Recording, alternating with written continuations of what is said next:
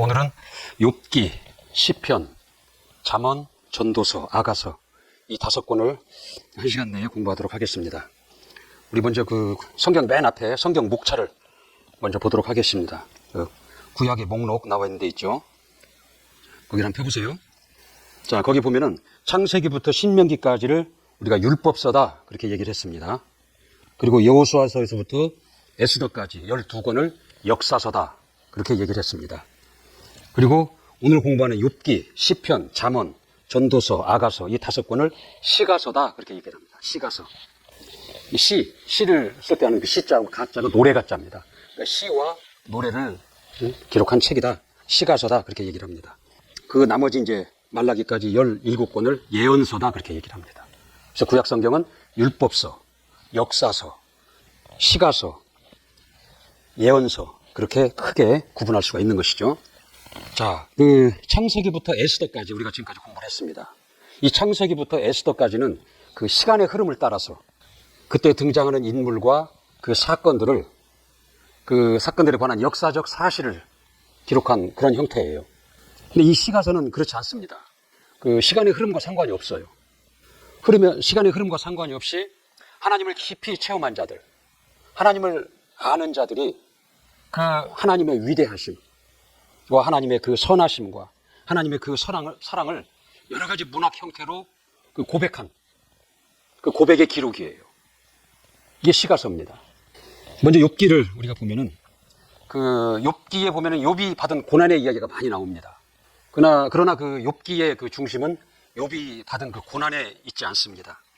욥이 그 고난을 통해서 그 하나님에 대한 그 잘못된 그의 생각과 태도, 이 태도를 그 고쳐가는 과정, 이걸 바로잡는 과정을 기록한 것이 그 욥기입니다. 근데 이 욥기는 욥에 대한 이야기가 아니라 우리 자신에 관한 이야기로 그렇게 봐야 됩니다. 우리가 하나님에 대해서 어떠한 잘못된 생각을 갖고 있고 어떠한 잘못된 태도를 갖고 있는가를 이 욥기를 통해서 우리 스스로를 진단해보고 욥기가 그것을 새롭게 함으로 그가 전에 받았던 복보다 더 많은 복을 받았던 것 같이 우리도 이것을 새롭게 하는 계기가 돼야 된다는 거죠. 그런 관점으로 욥기를 봐야 되는 겁니다. 욥이나 우리나 다 마찬가지입니다. 우리는 나와 내 가정이 우선입니다. 내 가정이, 내 자손들이 잘 먹고 잘 살고 행복하고 그것이 우선이다라는 거죠. 근데 하나님이 우리를 향하신 하나님의 생각, 하나님의 원하심, 하나님의 그 의중에 무엇이 있는가를 우리는 헤아리려고 하지 않아요. 그저 내 가족, 내 자손 이것이 우선이다라는 거죠. 그러다 보니까 우리가 하나님께 그 나아감에 있어서 극히 자기중심적이에요. 내 중심적이다라는 거죠. 그리고 굉장히 이기적이에요. 나를 위한 하나님, 내 가정을 위한 하나님, 나를 행복하게 하시는 하나님, 내 소원을 들어주시는 하나님, 내 문제를 해결해 주시는 하나님, 이런 식으로 전부 나 중심적이고 이기적이다라는 거죠. 그리고 욥의 태도의 생각과 태도에 그런 그 자기중심적인 생각과 태도가 있다라는 거죠. 그 또 하나가 뭐냐면 이 종교적 태도라는 거죠. 종교적 태도. 이 종교라는 것은 두려움에서 오는 것이거든요. 내가 지금 행복하다면 이 행복이 깨질까봐 두려워하는 거예요. 지금 내가 불행하다면 이 불행이 행복으로 바뀌지 않으면 어떡하지? 이 불행이 지속되면 어떡하지? 그럼 두려움이 있다라는 거죠. 그 두려움을 내가 스스로 해결할 수 없는 한계를 느껴요. 그래서 신을 찾습니다. 종교를 찾는다라는 거죠. 그래서 종교를 찾거든요. 두려움에서 종교를 찾는데 이 두려움은 어디서 오느냐? 자기 사랑으로 인해서 오는 것입니다. 나를 사랑하다 보니까 내가 잘 되어야 되고 내가 행복해야 되고 이것이 깨지면 안 되고 지금 불행하다면 나는 빨리 행복해져야 되고 모든 것이 잘 돼야 된다. 이게 자기 사랑, 자기 애에서 이 두려움이 나오는 것이다라는 거죠. 그래서 그 두려움을 극복하고자 종교를 찾는 겁니다. 그럼 종교적인 것이 뭐냐? 종교적인 것은 뭐냐면 기독교 안에서도 다분히 종교적인 것들이 많습니다. 우리 자신을 돌이켜보면 이 하나님의 의중과 상관이 없어요. 나를 향하신 하나님의 사랑과 상관이 없어요. 상관없이 나로부터 출발해요. 그래서 나의 원함이 있고 나의 갈망이 있다라는 거죠. 그것을 위해서 하나님께 나아가는 겁니다. 그러다 보니까 자발적이지 못해요. 극히 피동적이다라는 거죠. 마지못해 억지로 나아간다라는 거죠. 그리고 하나님의 노여움을 살까 봐서 하나님을 예배하고 하나님의 계명을 지키고 기도를 하고 그렇게 나아갑니다. 하나님이 노여우시면, 화를 내시면 이 내가 가지고 있는 것이 깨질까 두려운 것이고, 지금 내가 얻고자 하는 것을 얻지 못할까, 주시지 않을까 봐 그 두려움으로, 그 억지로, 마지 못함으로 피동적으로 하나님 앞에 나아간다라는 거죠. 이게 종교적인 태도라는 거죠. 이것이 문제가 뭐냐면, 이 종교적인 태도의 문제가 뭐냐면, 이런 식의 태도와 이런 식의 생각으로는 하나님을 알 수 없다라는 거죠. 하나님과의 관계가 좁혀지지가 않아요. 우리를 향하신 하나님의 그 생각이 있다라는 거죠. 우리를 향하신 하나님의 사랑이 있어요. 너희를 향한 나의 생각은 재앙이 아니라 평안이다. 장래에 소망을 주려 함이다라고 하나님은 자신의 생각을 우리에게 말씀하셨거든요. 이걸 알지 못한다. 이 종교적인 태도로는 접근이 안 된다라는 거죠. 그래서 하나님께서는 이 고난이라는 방법을 통해서 그것을 깨뜨려 버리는 거예요. 그것을 깨뜨리고 결국은 이 잘못된 태도를, 자기중심적이고 이 종교적인 태도를 버리게 하고 하나님 안으로 들어오게 한다라는 거죠. 하나님의 의중을 깨닫게 한다라는 거예요. 근데 욥기가 지금 그 내용이에요. 하나님은 이러한 욥의 태도를 깨뜨리기 위해서 이 고난이라는 방법을 사용하시고, 결국은 욥이 그것을 깨닫고 하나님의 그 생각 안으로 그 의중을 헤아리는 그 이야기가 이 욥의 그 이야기입니다. 자, 욥기 1장 1절 한번 봅시다. 시작. 우스 땅에 욥이라 이름하는 사람이 있었는데 그 사람은 순전하고 정직하여 하나님을 경외하며 악에서 떠난 자더라. 악에서 떠난 자더라. 안에서 떠난 자가 왜 고난을 받아요? 고난받는 얘기가 다음 쭉 이어지잖아요. 5절 한번 봅시다. 5절. 1장 5절. 시작. 그 잔치날이 지나면 욥이 그들을 불러다가, 그 아들들이죠, 불러다가 성결케 하되 아침에 일어나서 그들의 명수대로 번제를 드렸으니 이는 욥이 말하기를 혹시 내 아들들이 죄를 범하여 마음으로 하나님을 배반하였을까 함이라. 욥의 행사가 항상 이러하였더라. 욥의 행사가 항상 이런 식이었다라는 거죠. 생일 잔치를 벌여놓고 그걸로 인해서 혹시 하나님의 노여움을 살까 봐서, 하나님을 떠날까 봐서 그것이 염려가 되는 거예요. 염려가 되는 것이다. 그래서 하나님의 노여움을 사고 하나님과 멀어지면 내 행복이 깨질까 봐서, 그래서 종교적인 태도로 그걸 깨지지 않기 위해서 그런 마음을 가지고, 종교적인 마음을 가지고 제사를 드린다라는 거죠. 이 욥이 그러한 그 생각과, 이 잘못된 생각과 이 태도를 지금 가지고 있는 거예요. 그래서 고난을 통해서 이것을 지금 깨트리시는 그 과정을 기록한 것이 욥기예요. 그러니까 이 상황이 깨질까 봐서 잔치 후에는 두려운 마음이 생기는 거예요. 혹시 그러면 어떡하지? 이 두려움을 피하기 위해서 하나님을 섬기고 하나님의 눈치를 살피는 겁니다. 종교적인 태도를 보였다는 거죠. 그러니까 욥이나 우리 모두는 마찬가지예요. 지금 이 행복하다면 이 행복이 깨지는 걸 당연히 두려워하는 거죠. 깨지지 않기를 원하는 것이다라는 거죠. 그러나 하나님은 우리의 아버지로서 지금 이것보다 더 큰 것을 우리에게 주시고자 하시고 그것을 계획하고 계신다라는 거죠. 그래서 이 연단이라는, 이 시험이라는 이 고통을 통해서 하나님의 의중을 깨닫게 하시는 거예요. 그리고 그 하나님의 그 예비하심 안에, 계획하신 그 복과 사랑 안에 들어오기를 원하신다라는 거죠. 그래서 욥은 이 시험을 통해서 어떻게 돼요? 이제 하나님을 알게 됩니다. 결국 이 시험을 통과하는 것이죠. 자, 42편. 우리 욥기 42장 한번 봅시다. 욥기 42장 1절부터 6절까지 한번 봅시다. 욥기 42장 1절부터 6절까지. 시작. 욥이 여호와께 대답하여 가로되 주께서는 무소불능하시오며 무슨 경영이든지 못 이루실 것이 없는 줄 아오니 무지한 말로 이치를 가리우는 자가 누구이니까. 내가 스스로 깨달을 수 없는 일을 말하였고 스스로 알 수 없고 헤아리기 어려운 일을 말하였나이다. 내가 말하겠사오니 주여 들으시고 내가 주께 묻겠사오니 주여 내게 알게 하옵소서. 내가 주께 대하여 귀로 듣기만 하였사옵다니 이제는 눈으로 주를 배움나이다. 그러므로 내가 스스로 한하고 티끌과 재 가운데서 회개하나이다. 이제 지금까지는 귀로만 듣던 하나님이었다라는 거죠. 그러나 이제는 눈으로 주를 뵙는다라는 거죠. 하나님에 대해서 막연하고 하나님에 대해서 거리감이 있고 그런 종교적인 태도로 나아갔는데 이제는 그 하나님을 내가 눈으로 알겠다라는 거죠. 체험. 하나님이 어떤 분이신지를 이제 내가 알겠습니다. 그걸 깨닫는 거예요. 이 고난을 통해서.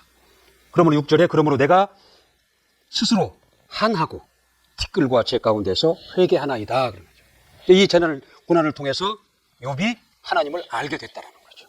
그 결과가 뭐냐? 42장 12절 한번 볼까요? 12절 시작. 여호와께서 욥의 모년에, 이게 모년이라는 모자는 저물 모자입니다. 노년기를 얘기하는 거죠. 여호와께서 욥의 모년에 복을 주사 처음 복보다 더하게 하시니 그가 양 1만 4천과 약대 6천과 소 1천 겨리와 암나귀 1천을 두었고, 그 뒤로 쭉 이제 복을 받은 얘기가 나오잖아요. 그러니까 이 욥을 통해서, 이 시험을 통해서 하나님을 알게 됐고 돌이켰다라는 거죠. 그래서 이 생각과 태도를 새롭게 바꾼 겁니다. 그랬더니 그 결과로 더 큰 복을 받았다. 이제 그 얘기가 욥의 얘기다라는 거예요. 이제 우리는 이 얘기를 들으면서 그 마태복음 6장 33절에 나오는 너희는 먼저 그의 나라와 그 의를 구하라 그랬잖아요. 무엇을 먹고 마시고 입을까? 그것을 구하지 말고 먼저 그의 나라와 그 의를 구하라 그랬습니다. 이제 그의 나라와 그 의를 구한다는 것은 하나님을 구하라라고 말씀을 드렸죠. 하나님 자체를 구하는 겁니다. 하나님이 어떤 분이신지, 하나님은 어떠한 성품을 가지시고, 우리를 향하신 하나님의 생각이 어디에 있는지, 하나님의 그 의중이 어디에 있는지, 하나님의 뜻이 어디에 있는지, 하나님을 구하라는 것입니다. 그러면 하나님을 알게 되고, 하나님을 아는 자의 결과는 이 모든 것을 너희에게 더하시리라, 그렇게 말씀하고 있는 것입니다. 우리는 욥기를 통해서 그걸 다시 한번 확인하는 것입니다. 다음 이제 시편, 잠언, 전도서, 아가서가 나오거든요. 이제 시편이 나오고 전도서, 잠언, 아가서가 나오죠. 근데 이 책들은 잠언, 욥기와는 약간 성격이 좀 달라요. 그러니까 일상의 그 삶 가운데에서 하나님을 그 체험한 자들이 그 하나님에 대한 그 경을, 하나님에 대한 찬양을 기록한 게 그 시편입니다. 이게 공이 다 일상의 삶 가운데에서 하나님을 깊이 만난 자들, 하나님을 체험하고 안 자들, 그런 자들의 고백인데, 시편은 그 하나님에 대한 경외와 그 하나님에 대한 찬양을 주로 기록한 것이 그게 시편입니다. 이 잠언은 뭐냐? 하나님으로 말미암은 지혜를 중심으로 기록한 것이고, 이 전도서는 뭐냐? 그 하나님을 앞에서 우리 인간의 본질이 뭐냐? 이 인간의 가치가 어디에 있느냐? 이걸 주로 얘기하고 있습니다. 아가서는 하나님의 우리를 향하신 그 사랑을 얘기하고 있다는 거죠. 그러니까 신에 대하여, 자기 그 삶, 인생에 대해서 이 고민을 해본 자라면, 거기에 대해서 이 한 번쯤 고민해보고 생각해본 자라면 누구나, 기독교인이 아니더라도 누구나 다 공감이 가는 그러한 이야기가라는 거죠. 공감이 되고 감탄이 되는 그런 이야기가 이 시편, 잠언, 전도서, 아가서에 나온다라는 거죠. 누구나 공감할 수 있고 누구나 감탄하게끔하는 이 보편적이다라는 거예요. 보편적. 이 보편적이다라는 것은 시간을 초월하는 겁니다. 그리고 이 공간을 초월하는 것이거든요. 이게 동양에 있는 사람이나 서양에 있는 사람이나 과거의 사람이나 현재의 사람이나 누구나 공감할 수 있고 누구나 같이 동의할 수 있는, 그것을 보편적이다 그러는 거거든요. 이 누구나 보편적으로 공감할 수 있고 감동을 받고 감탄할 수 있는 이 내용들이 시편, 잠언, 전도서, 아가서에 그렇게 기록이 되어 있다는 거죠. 그러니까 세상에도 시가 있고 문학이 있다는 거죠. 그러나 그 대상은 사람이고 자연이 그잖아요, 주로. 그러나 이 여기에 나오는 것들은 하나님으로 말미암은, 대상이 하나님이고 하나님으로 말미암은 찬양, 지혜, 본질, 가치, 사랑을 기록하고 있다는 거죠. 그리고 대부분이 다윗과 솔로몬이 쓴 것들이에요. 그러니까 다윗과 솔로몬이 대부분이 쓴 이유는 뭐냐면, 이스라엘 왕 중에서 하나님을 가장 잘 안 왕이 다윗과 솔로몬이에요. 다윗과 솔로몬이 그 치리하던 시대에도 가장 이스라엘이 번성기에 있을 때는 다윗과 하나님의 관계가 가장 좋을 때였어요. 하나님의 말씀을 따르고 하나님을 순종하고 하나님의 관계가 가장 좋을 때, 그들의 그 왕의 기간 중에서도 최고의 그 전성기를 맞이했다는 거죠. 이제 하나님의 존재에 대해서, 그 하나님의 성품에 대해서, 하나님의 지혜에 대해서, 하나님의 사랑에 대해서 이걸 쓸 수 있었다는 건 뭐냐면 하나님을 그만큼 알고 있다는 거거든요. 이제 하나님을 그 지식적인 암, 관념적인 암, 그런 피상적인 암, 객관적인 아는 것을 가지고는 이런 깊은 내용을 표현할 수가 없는 겁니다. 쓸 수가 없는 겁니다. 이게 하나님을 알되 깊이 알고 있다는 거죠. 체험적으로, 인격적으로 하나님을 알고 하나님을 만난 자들의 이 고백이다라는 거죠. 우리 시편 34편 한번 찾아봅시다. 시편 34편 8절 한번 보세요. 34편 8절 시작. 너희는 여호와의 선하심을 맛보아 알지어다. 그에게 피하는 자는 복이 있도다. 이게 하나님의 선하심을 알되 맛보아 알라라는 겁니다. 지식적인 암, 관념적인 암, 피상적인 암이 아니라 맛보아 알라라는 겁니다. 깊이 맛보라는 거죠. 우리가 음식을 눈으로 보는 것과 맛보는 것은 큰 차이가 있는 겁니다. 하나님을 맛보아 알라라는 거예요. 이게 하나님을 알되 그 지식적이고 그 피상적인 암과 맛보아 아는 것의 차이는, 이 꽃이 있다면 이 조화와 생화와의 그 차이만큼이나 차이가 나는 겁니다. 모양은 비슷해 보이지만 전혀 다른 것입니다. 우리는 이 하나님을 맛보아 알려고 해야 된다는 거죠.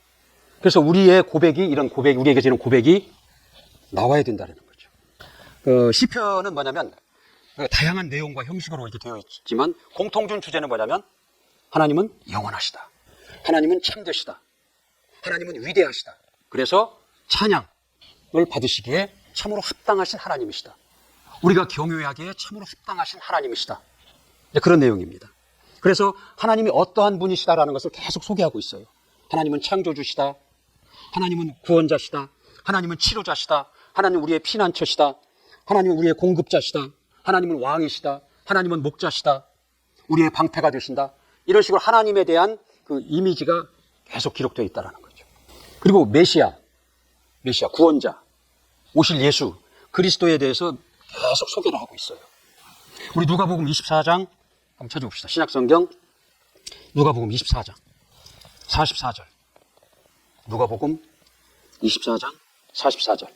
시작. 또 이르시되 내가 너희와 함께 있을 때에 너희에게 말한 바 곧 모세의 율법과 선지자의 글과 시편에 나를 가리켜 기록된 모든 것이 이루어져야 하리라 한 말이 이것이라 하시고, 시편에 나를 가리켜 기록된 모든 것이 이루어져야 하리라 한 말이 이것이라 하시고, 주님의 말씀이잖아요. 근데 시편에서 이미 이 메시아에 대해서, 오실 예수 그리스도에 대해서 계속 그 예언을 하고 있다는 거죠. 그래서 그 안에 내용은 잠깐 보던 천사보다 잠깐 동안 낮아지셨다. 못 박히셨다. 만물의 통치자시다. 영원한 왕이시다. 제사장이다. 성전의 머릿돌이다. 이런 내용들이 계속 나와 있습니다. 그래서 이 시편은 뭐냐면 하나님이 어떠한 분이시다를 알게 하는 거예요. 이 하나님이 어떠한 분이시다를 알게 함으로 인해서 나의 그 생각과 태도를 하나님 앞에 어떻게 할 것인가, 그것을 깨닫게 하는 것입니다.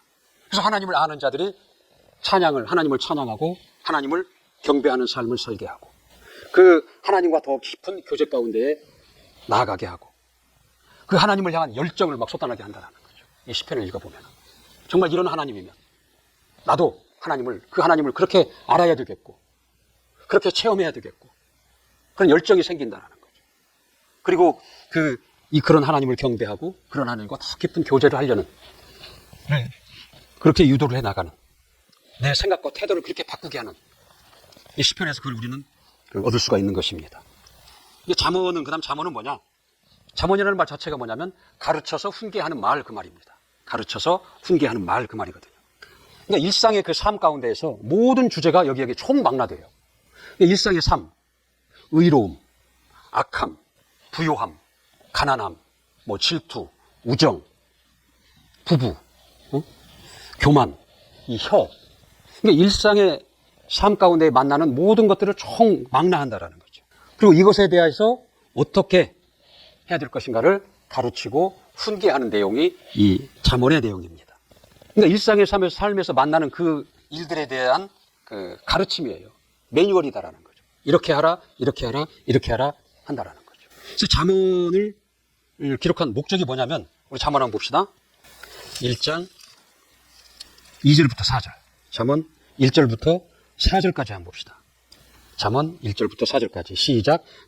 다윗의 아들 이스라엘 왕 솔로몬의 잠언이라. 이는 지혜와 훈계를 알게 하며 명철의 말씀을 깨닫게 하며 지혜롭게, 의롭게, 공평하게, 정직하게 행할 일에 대하여 훈계를 받게 하며 어리석은 자로 슬기롭게 하며 젊은 자에게 지식과 근신함을 주기 위한 것이니, 그랬거든요. 이 잠언을 기록한 목적이 나오는 거예요. 이 훈계를 받게 해서 슬기롭게 하고 지식과 근신을 주게 한다라는 거죠. 그래서 결과는 뭐냐? 그 결과는 뭐냐? 5절, 6절이 그 결과예요. 시작. 지혜 있는 자는 듣고 학식이 더할 것이요 명철한 자는 모략을 얻을 것이라. 잠언과 비유와 지혜 있는 자의 말과 그 오묘한 말을 깨달으리라 그랬거든요. 그래서 이 잠언을 듣고 이 잠언을 따르는 자들은 학식이 더해지고 모략을 얻고 지혜자의 말과 오묘한 말을 깨닫게 된다는 거죠. 이 잠언의 그 목적과 잠언의 그 받아들인 자의 결과를 얘기하고 있는 겁니다. 이 잠언에 이 여러 이야기가 나오지만 이 잠언의 기본적인 기반은 뭐냐면 하나님을 향한 하나님을 경외하는 겁니다. 경외. 하나님을 경외한다. 경외한다라는 것은 하나님의 말씀을 따른다라는 겁니다. 하나님의 말씀을 순종한다라는 겁니다. 하나님의 말씀을 따르고 하나님의 말씀을 순종한다라는 것은 하나님의 주권, 하나님의 통치 안에 내가 들어가는 것을 얘기합니다. 그러니까 하나님의 주권과 통치 아래 들어가는데 두려움과 그 마지못함으로 그 안에 들어가는 것이 아니라 하나님을 알게 됨으로 인해서 그 하나님을 공경하고 그 하나님을 존경하고 그 하나님을 사랑함으로 그 하나님의 주권 아래 자원하여 들어가고 하나님의 그 통치 아래 내가 스스로 자원함으로 들어가는 상태. 그게 하나님을 경외하는 것입니다. 이 잠언의 그 기반은 어디서 나오느냐면 하나님을 경외하는 자에게서 나온 것이다라는 거죠. 1장 7절 한번 보세요. 잠언 1장 7절. 시작. 여호와를 경외하는 것이 지식의 근본이오늘 미련한 자는 지혜와 훈계를 멸시하느니라. 하나님을 경외하는 것에 대해서 이 근본이 나온다라는 거예요. 지혜와 지식은 하나님을 경외하는 데서 나온다라는 거죠. 하나님은 창조주예요. 우리 사람과 만물을 다 지으신 창조주시다라는 거죠. 지금도 그것을 운용하고 계시는 분이 하나님이십니다. 그러니까 그 하나님을 경외하게 되면 그 창조주를 이 주관자요 주인이신 그분을 경외하게 되면 그분으로부터 나오는 그 지혜를 얻게 되고 문제가 없다라는 거죠. 매뉴얼대로 살아가면 우리가 가전제품도 매뉴얼대로 사용을 하면 고장나지 않고 오래 사용할 수 있잖아요. 최고의 성능을 발휘해서 그 가전제품을 사용할 수가 있잖아요. 그러듯이 하나님을 경외하는 것이 이 모든 지혜의 근본이다. 그렇게 얘기를 하고 있습니다. 그 다음에 전도서. 이게 전도서는 솔로몬이 기록을 한 건데 이 잠언도 역시 솔로몬이 기록을 한 건데 이 잠언은 그 솔로몬이 젊었을 때 쓴 책이에요. 근데 이 전도서는 솔로몬의 노년에 썼다라는 거죠. 그래서 한번 볼까요? 이 전도서 1장 한번 봅시다. 1장 1절에 보면은 다윗의 아들 예루살렘 왕 전도자의 말씀이라 그랬거든. 다윗의 아들 예루살렘 왕이라고 되어 있어요. 예루살렘 왕. 예루살렘이라는 그 한정된 공간의 왕이었다라는 거예요. 젊었을 때 처음 시작할 때 그랬잖아요. 근데 잠언 1장 1절에 보면은 다윗의 아들 이스라엘 왕이라고 그랬다는 거죠. 이스라엘 왕 솔로몬의 잠언이라 그랬거든요. 근데 이스라엘 왕이었다는 거죠. 그러니까 이 솔로몬 왕이 여호수아가 차지했던 땅의 3배 이상의 영토를 차지했잖아요. 통일을 시켰잖아요. 솔로몬의 전성기 때. 그러니까 이 잠언은 그래서 그 잠언을 쓸 때는 이스라엘 왕이 된 거예요. 그 전도서를 쓸 때는 그 예루살렘 왕이었다라는 거죠. 그러니까 이 젊었을 때 쓴 책이 전도서고 그 지혜의 책이라고 하는 잠언은 솔로몬의 노년기에 쓴 책이다라는 거죠. 그러니까 솔로몬이 인생의 그 쓴맛, 인생의 단맛을 다 보고 그 인생의 연륜에서 그 묻어나오는 지혜를 기록하고 있다라는 거죠. 세월이 주는 그 교훈이 묻어나와 있는 것이 이게 전도서라는 책입니다.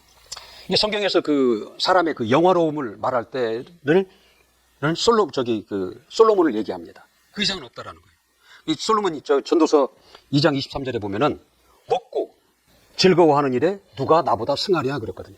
먹고 즐거워하는 일에 나보다 더 승한 자가 없다라는 거예요. 최고였다라는 거죠. 이게 세상의 그 모든 영화, 왕의 그 권세, 쾌락, 이것을 통해서 내가 더 큰 만족을 얻어보려고 노력을 했지만 그것은 결국 어리석은 것이었다라는 고백입니다. 이 솔로몬의 고백이다라는 거죠. 체감의 법칙이라는 게 있어요. 우리가 어느 목적을 정해놓고 그 목적을 향해서 나아갑니다. 그래서 목적이 하나씩 한 단계씩 이제 접근해 간다라는 거죠. 그 접근해 갈 때는 한 단계 올랐을 때마다 그 만족감이 계속 늘어나는 거예요. 근데 그것이 딱 이루어지면 그다음부터는 그 만족감이 서서히 체감된다라는 거죠. 이게 체감의 법칙이거든요. 솔로몬이 최고의 영화를 누려봤는데 결국은 그것이 별것이 아니더라.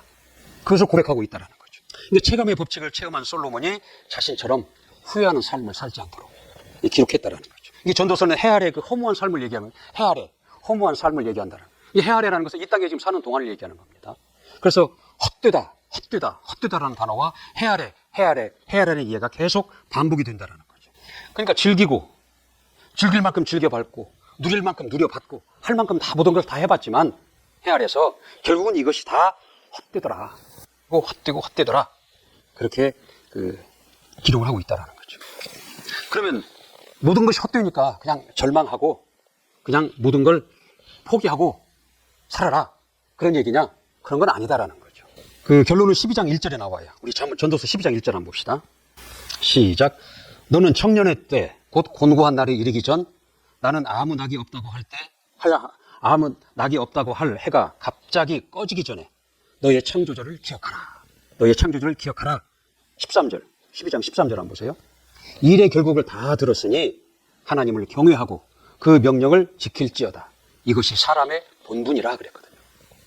이게 하나님, 창조주를 기억하라. 하나님을 경외하라. 그의 명령을 지켜라. 이것이 모든 사람의 근본이다. 그렇게 살아라. 그걸 얘기했다라는 거죠. 그것만이 이 허망함, 그 노년에 맞이하는 그 허망함, 인생의 그 허무함에서 벗어날 수 있는 것이다. 라는 것을 얘기하고 있다는 거죠. 이 세상 사람들과 우리와의 차이는 뭐예요? 그들은 하나님이 없어요. 하나님을 부인하고 있다는 거죠. 그들이 부인한다고 하나님이 안 계시나요? 그들이 없다고 해서 하나님이 없으신가요? 하나님은 항상 계셨어요. 누구는 그 하나님을 알고 그 하나님을 인정하고 그 하나님을 시인한다는 거죠. 근데 전도서는 뭐예요? 그 하나님을 인정하라는 거예요. 그 하나님을 시인하라는 거죠. 그 하나님을 영접하여 모셔라는 겁니다. 그 하나님을 경외하는 삶을 살라. 그렇게 얘기를 하고 있는 겁니다. 그분은 우리의 주인이십니다. 우리의 아버지십니다. 길거리에 굴러다니는 돌멩이도 주인이 있는 돌멩이는 나무로 좌대를 만들고 기름칠을 해서 주인의 서재 위에 올라갑니다. 주인의 항상 사랑을 받는다는 거죠. 수시로 주인이 바라보고 닦고 주인의 사랑을 받아요. 돌멩이이지만. 이 주인이 없는 돌멩이는 버려지는 것이다라는 거죠. 강아지도 주인이 없는 강아지는 길거리를 헤매고 쓰레기통을 뒤지며 삽니다. 그러나 주인이 있는 강아지는 사람보다 더 대접을 받으면서 사랑을 받으면서 산다라는 거죠. 이걸 하나님이 있는 자로 살아야 합니다. 하나님을 인정하고 하나님을 시인하고 그 하나님을 영접하여 모시고 그 하나님을 경외하는 삶을 살아야 된다는 걸 얘기하고 있는 거예요. 그 전도서 7장 한번 볼까요? 전도서 7장 2절. 시작. 초상집에 가는 것이 잔치집에 가는 것보다 나으니 모든 사람의 결국이 이와 같이 됨이라. 산자가 이것에 유심하리로다. 잔치집에 가는 것보다 초상집에 가는 것이 낫다라는 거죠. 거기에 지혜가 있다라는 거죠. 모든 사람의 결국이 이와 같다라는 거죠. 이 초상집에 가면 죽은 자가 관에 누워 있어요. 이게 모든 자가 다 그렇게 된다라는 거예요. 모든 자의 결국이 다 그와 같음이라는 거죠. 그래서 거기서 지혜를 얻으라는 겁니다. 그러니까 이 노년으로 가면 갈수록 죽음에 임박해서 후회되는 인생, 허무한 인생이 되지 말라 그 얘기예요. 그 방법은 하나님을 시인하라, 하나님을 인정하라, 하나님을 모시고 하나님을 경외하는 삶을 살라라는 거죠. 그러면 죽음이 두렵지 않고 인생이 허무하고 공허하지 않는다. 그런 얘기를 하고 있는 겁니다. 이 전도서는 그 인생의 허무함, 그것을 주장하고 그것을 얘기하는 것이 아니라 하나님으로 말미암은 삶을 살아라. 하나님을 시인하고 하나님을 인정하는 삶을 살아라. 그것을 얘기하고 있는 겁니다. 자, 마지막으로 아가서. 아가서 할 때 아자는 그 아름답다 할 때 그 아자를 씁니다. 우아하다 할 때 그 아자, 아름답다 아자거든요. 아자는 노래가입니다. 아름다운 노래를 기록한 책입니다. 이 아가서는 그 술람미라는 그 이방 여인이 이제 등장을 하죠. 그리고 그 여인과 사랑에 빠진 솔로몬의 얘기예요. 그래서 사랑하는 자여, 사랑하는 자여, 사랑하는 자여가 수십 번 계속 반복해서 나옵니다. 이 아가서에서 우리가 얻어야 될 것은 뭐냐면 우리 성도의 신랑이 되시는 예수 그리스도, 그 신랑의 신부를 향한, 우리를 향한 그 사랑을 표현하고 있는 것, 비유로 그 사랑을 표현하고 있는 것이다. 얼마나 그 신랑이 그 성도, 당신의 신부된 이 성도를 사랑하는가를 비유로 표현하고 있다는 거죠. 그 1장 5절에 보면은 개다리 장막이라는 말이 나와요. 처음 듣는 용어예요. 개다리 장막. 이게 뭐냐면 이 검은 염소의 가죽이라고 그래요. 검은 염소의 가죽. 이게 아주 거칠고 구멍이 뚫리고 뻣뻣하다라는 거죠. 쓸모가 없어요. 그래서 이것의 용도는 뭐냐면 헛간에 바람 막는 정도로밖에는 사용할 수 없는 그게 개다리 장막이라는 거죠. 근데 우리가 그와 같은 자였다는 거죠. 개다리 장막과 같은 우리가 하나님의 은혜를 입으면, 예수 그리스도의 은혜를 입으면 궁전의 휘장과 같이 아름다운 자가 된다라는 거죠. 우리 아가서 한번 볼까요? 아가서 1장 5절. 시작. 예루살렘 여자들아, 내가 비록 검으나 아름다우니 게달의 장막 같을지라도 솔로몬의 휘장과도 같구나. 게달의 장막 같을지라도 하나님의 은혜를 입으면 우리가 솔로몬의 그 왕궁에 있는 휘장과 같이 된다라는 거예요. 이게 죄인이요 하나님과 원수된 자들이었잖아요. 마귀의 종로로 타던 자들이었잖아요. 그러나 우리가 하나님의 은혜를 입으면 예수 그리스도의 사랑을 받는 그의 신부가 된다라는 거예요. 이 이야기의 배경은 그렇잖아요. 솔로몬이 왕이 되기 전에 그 포도원을 방문하잖아요. 근데 그 포도원 지기가 죽었어요. 그 남은 부인과 아이들이 있는데 이 술람미라는 이 여자는 그 집의 맏딸이라는 거죠. 큰딸인데 계속 가족들로부터 사랑을 받지 못하고 항상 밖에 나가서 들에 가서 거친 일을 해야 되는 거예요. 거친 들일을 해야 된다는 거죠. 그러니까 자신의 외모를 돌볼 시간이 없어요. 게달의 장막과 같이 생긴 거예요. 그런데 어느 날 그 준수한 청년이 그 포도원을 방문을 합니다. 그리고 그 둘이는 사랑에 빠진다는 거죠. 이 술람미라는 여인은 그게 한 사람의 목동으로 생각을 한 거예요. 목자라고 생각을 한 거예요. 그리고 이제 솔로몬은 이제 내가 가서 선물을 가지고 다시 돌아오겠다 하고 떠납니다. 서로 못 보는 사이에 서로 이제 그리워하다가 어느 날 그 청년이 다시 오는데 왕으로 돌아옵니다. 그때는 왕으로 돌아와서 게달의 장막과도 같은 술람미라는 그 여인을 왕비로 신부로 맞이한다라는 거죠. 이것이 아가서의 이 배경 이야기다라는 거죠. 그러니까 우리 여기서도 예수 그리스도를 볼 수 있는 거예요. 처음에 그는 우리의 목자로서, 우리 인도자로서, 우리의 구원자로서 우리에게 오십니다. 초림입니다. 처음 이 땅에 예수가 오셨어요. 2000년 전에. 그리고 다시 부활하셨잖아요. 승천하셨잖아요. 다음에 또 오십니다. 그분 재림이라고 그러잖아요. 그때는 초라한 인간의 모습으로 오시는 것이 아니라 왕으로 오십니다. 이 만왕의 왕으로서 오신다라는 거죠. 그리고 그의 은혜를 입은 성도들을 신부로 맞이하는 혼인식을 공중에서 한다라고 그랬어요. 계시록에 보면. 이걸 비유로 나타내고 있는 겁니다. 하나님의 우리를 향하신 사랑을 비유로 나타내고 있는 그 책이 이게 아가서입니다. 그래서 이 시가서는 일상의 삶 가운데서 그 하나님을 정말 아는 자들, 인격적으로, 체험적으로 맛보아 아는 자들의 그 고백이다라는 거예요. 찬양이다라는 거죠. 그래서 우리가 무엇을 먹고 마시고 입을까를 구하기에 앞서서 먼저 하나님을 구해야 된다라는 거죠. 하나님 자체를 구해야 된다라는 거죠.